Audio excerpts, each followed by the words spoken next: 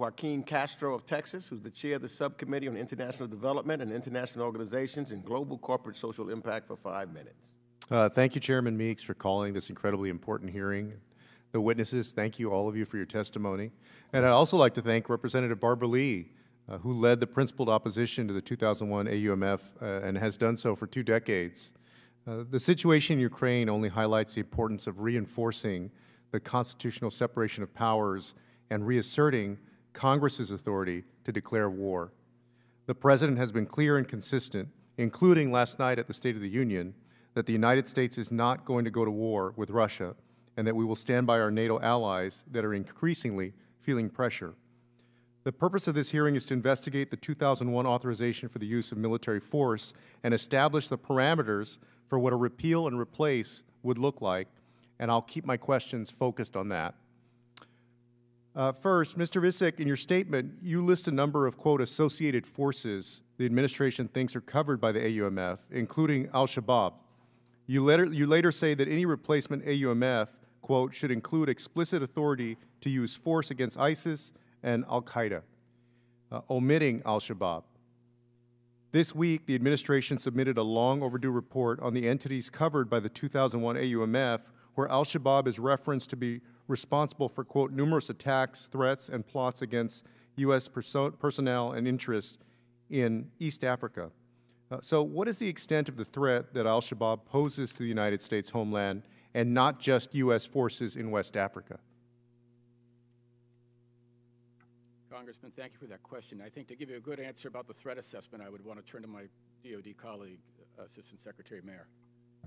Congressman, we view al-Shabaab as engaged in threats against Americans and others beyond Somalia into East Africa, and including American citizens. Including a threat to the homeland here in the United States? Congressman, that's best handled in another session, but I think it's best to think of it as al-Shabaab continues to harbor the intent to strike Americans. And part of the reason for my question is there's now a long list of these different groups, and it can seem that we're using the AUMF against those organizations only because we've chosen to partner with foreign forces and are looking for some justification to fight with them.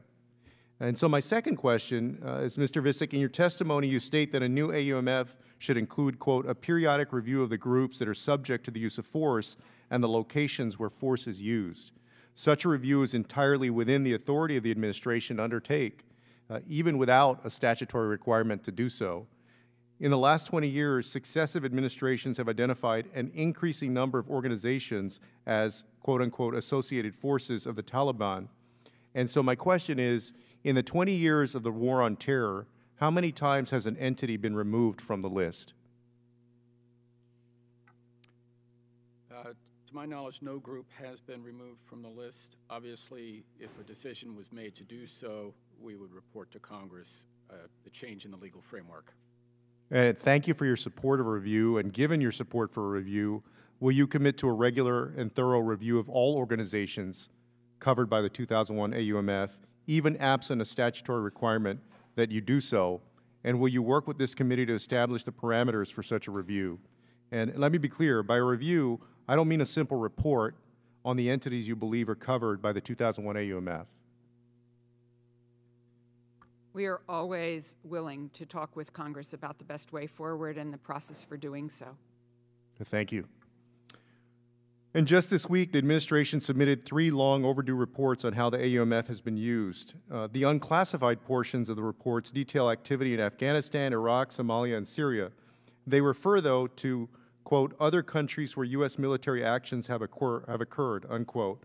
Those countries are in a classified annex, but I believe the public has a right to know where the United States military is deployed. And so why does the administration believe that the public is not allowed to know the full geographic scope of the war on terror?